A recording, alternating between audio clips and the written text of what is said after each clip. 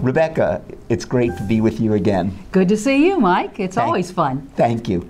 You've given us some great insights and some great data on how to deal with senior managers and senior leaders. How do you know how to balance when to give more detail or less detail? I always get confused on that. When do you give more, when do you give less? And I know a lot of people have trouble with that.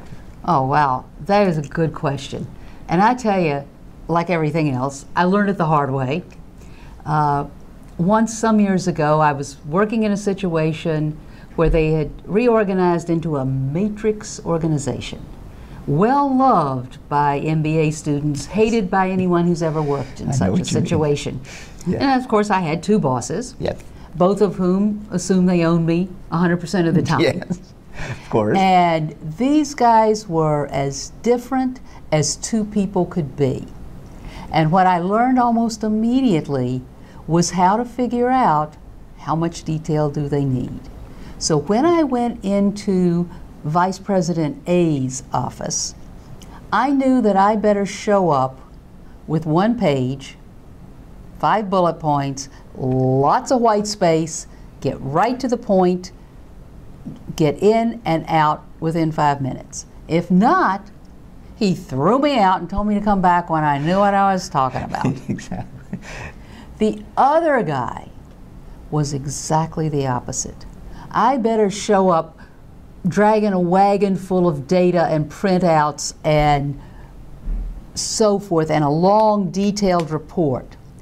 And I knew that this guy was going to schedule in the time. He blocked out his days in 15-minute increments, and I was given so many increments. And if he gave me a lot of increments, that meant more data, more charts, more analysis. Overwhelming. And I knew that the minute I sat down, he had not only had he read all of this nonsense, he was going to say, now you know, I didn't quite get what you were getting at this footnote on page 58. And you better be ready to respond, because otherwise he'd say, you know, Rebecca, I think you need to go back and come back when you know what you're talking about. So that was it. I constantly had to do 2 reports on everything.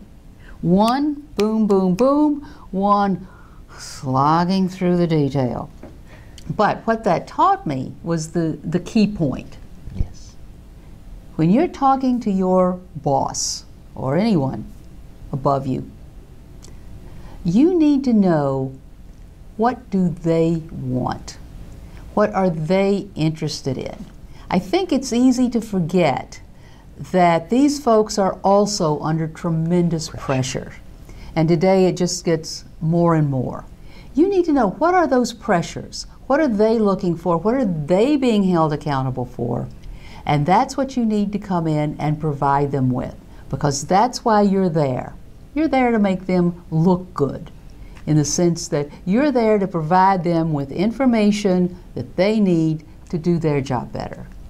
And you figure out lots of detail, no detail, something in the middle.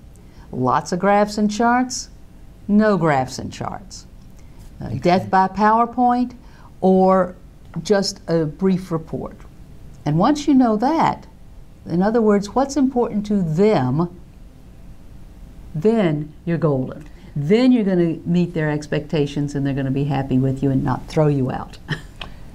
It's fabulous. What great data. So what you're saying basically is to customize your approach for the particular leader that you're dealing with, and even if you have to prepare it in several different ways, you've got that prepared, you're comfortable, you can go high road, low road, but you've analyzed what they need and done it in their language, which is the most important. Absolutely. What a tip for a lifetime. Thank you so much. Oh, you're quite welcome, Mike. Thank you.